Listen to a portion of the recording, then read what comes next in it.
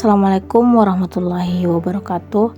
Perkenalkan, nama saya Nurhaliza dengan NIM 2402095000063 dari Prodi Pendidikan Teknik Informatika dan Komputer. Di sini saya akan menjelaskan mengenai ruang lingkup elektronika. Saya akan memaparkan 6 materi dari judul yang saya sebutkan tadi, yaitu 1. Pengertian elektronika, 2. Perkembangan elektronika, 3. Bidang elektronika, 4. Ruang lingkup elektronika, 5. Komponen elektronika, dan terakhir adalah sistem elektronika. Materi pertama yaitu pengertian elektronika. Elektronika secara umum adalah bidang ilmu dan teknologi yang mempelajari tentang pengendalian aliran elektron dalam berbagai komponen dan sistem. Dalam elektronika, berbagai komponen seperti resistor, kapasitor, dioda, dan transistor digunakan untuk memanipulasi sinyal listrik baik dalam bentuk analog maupun digital. Adapun perkembangan elektronika dari masa ke masa, yaitu mulai dari tahun 1876, di mana pada tahun ini penemuan telepon yang ditemukan oleh Alexander Graham Bell. Beliau menemukan sarana telekomunikasi menggunakan telepon yang masih terlalu sederhana, di mana telepon yang memungkinkan suara manusia terkirim melalui kabel sehingga memungkinkan komunikasi jarak jauh yang lebih efektif daripada pengiriman pesan tertulis atau sinyal lampu seperti dahulu kala. Adapun yang kedua yaitu dari Guglielmo Marconi pada tahun 1896, di mana beliau berhasil menciptakan telegraf radio, telegraf tanpa kabel tetapi menggunakan media gelombang elektromagnetik. Radio memperkenalkan era baru dalam komunikasi, memungkinkan transmisi suara dan informasi tanpa perlu sambungan fisik. Tuntutan jarak jauh tentu juga dapat dipenuhi, namun kekurangannya yaitu perangkatnya masih sangat terlalu besar untuk dipakai dalam kehidupan sehari-hari.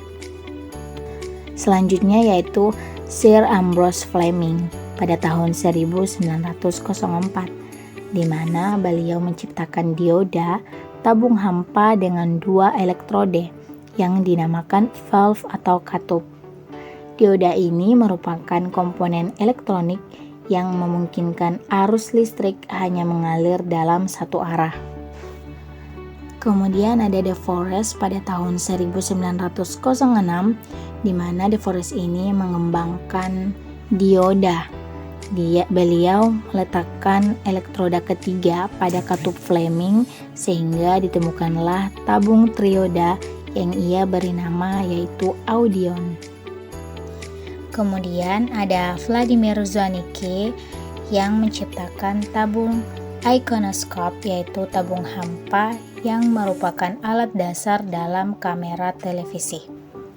Selanjutnya ada John Barden, Bell Labs, Walter Bradon, dan William Shockley, di mana mereka menemukan alat transistor yang dibuat dari bahan semikonduktor dan dapat menggantikan fungsi tabung trioda. Transistor ini lebih kecil, lebih efisien, dan lebih tahan lama, memungkinkan pengembangan perangkat elektronik yang lebih kompleks dan miniaturisasi alat-alat elektronik. Kemudian ada Kilby dan Robert Noyce pada tahun 1958. Mereka menemukan rangkaian terpadu IC atau Integrated Circuit, rangkaian terintegrasi yang menggabungkan banyak komponen elektronik dalam satu chip kecil. Ini mengurangi ukuran dan biaya produksi perangkat elektronik, serta memungkinkan pengembangan komputer dan alat elektronik yang lebih canggih. Adapun yang terakhir yaitu perusahaan elektronika Intel yang berada di Amerika Serikat pada tahun 1971. Perusahaan ini berhasil membuat IC mikroprosesor yang merupakan otak dari komputer. Mikroprosesor ini merupakan chip pertama yang mengandung semua fungsi unit pemrosesan pusat atau CPU dalam satu chip. Adapun materi selanjutnya yaitu bidang elektronika. Bidang elektronika terbagi menjadi 4 bagian, yaitu 1. Bidang instrumentasi dan kontrol. Bidang ini berkecimpung pada peralatan seperti pengembangan alat ukur elektronika, instrumen penelitian, alat pemrosesan data, serta alat kontrol atau otomatisasi seperti sistem mikroprosesor untuk kontrol dan sebagainya. Bidang ini fokus pada pengukuran dan pengendalian parameter fisik dalam berbagai sistem. Ini melibatkan penggunaan sensor untuk mengukur variabel-variabel seperti suhu, tekanan, dan aliran. Adapun yang kedua yaitu bidang telekomunikasi. Bidang ini berkecimpung pada alih informasi jarak jauh, baik menggunakan kabel maupun tidak. Ini termasuk semua bentuk komunikasi, dari telepon dan radio hingga internet. Teknologi dalam bidang ini meliputi sistem komunikasi seluler, jaringan fiber optik, dan satelit yang memungkinkan komunikasi global dan akses informasi secara real-time. Yang ketiga yaitu bidang elektronika konsumer. Bidang ini berkecimpung pada produksi peralatan-peralatan kebutuhan umum seperti radio, televisi, perekam kaset audio maupun video, penyedia daya, serta komponen-komponen elektronika. Adapun yang terakhir atau yang keempat yaitu bidang elektronika kuantum. Bidang ini berkecimpung dalam pengembangan elektronika yang menyangkut interaksi antar cahaya, gelombang mikro, dan gelombang elektromagnetik yang lain. Ini termasuk pengembangan komputer kuantum yang memiliki potensi untuk menyelesaikan masalah kompleks jauh lebih cepat daripada komputer klasik. Adapun materi selanjutnya yaitu ruang lingkup elektronika, di mana di sini berfokus pada komponen yang membentuk rangkaian dan sistem elektronik. Dalam ruang lingkup elektronika, komponen adalah unsur dasar yang membentuk rangkaian elektronik. Setiap komponen memiliki fungsi tertentu dan berkontribusi terhadap operasi keseluruhan sistem. Ketika kita menghubungkan berbagai komponen ini, kita menciptakan rangkaian. Nah, rangkaian adalah susunan dari komponen yang bekerja sama untuk menerima, memproses, atau mengirim sinyal listrik. Rangkaian ini bisa sangat sederhana seperti rangkaian lampu atau bisa juga sangat kompleks seperti sirkuit dalam komputer.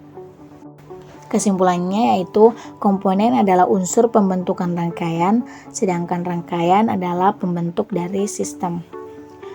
Berdasarkan kemampuan memperkuat sinyal, komponen dibagi menjadi komponen aktif dapat memperkuat sinyal dan komponen pasif tidak dapat memperkuat sinyal. Komponen aktif adalah komponen yang memiliki kemampuan untuk memperkuat sinyal listrik. Mereka dapat menghasilkan energi tambahan dan mengontrol aliran sinyal dalam rangkaian. Contoh dari komponen aktif yaitu tabung trioda dan transistor. Adapun komponen pasif yaitu komponen yang tidak dapat memperkuat sinyal. Mereka hanya berfungsi untuk mengatur atau mengendalikan aliran listrik dalam rangkaian tanpa menambah energi. Contoh dari komponen pasif yaitu resistor, induktor, dan kapasitor. Materi selanjutnya yaitu komponen elektronika. Berdasarkan hubungan antara tegangan dan arus yang melaluinya, komponen elektronika dibagi menjadi komponen linear dan komponen tak linear. Komponen linear adalah komponen yang menunjukkan hubungan linear antara tegangan dan arus. Artinya, perubahan tegangan akan menghasilkan perubahan arus yang proporsional. Adapun komponen tak linear yaitu komponen yang tidak menunjukkan hubungan linear antara tegangan dan arus. Perubahan kecil dalam tegangan dapat menghasilkan perubahan besar dalam arus dan sebaliknya.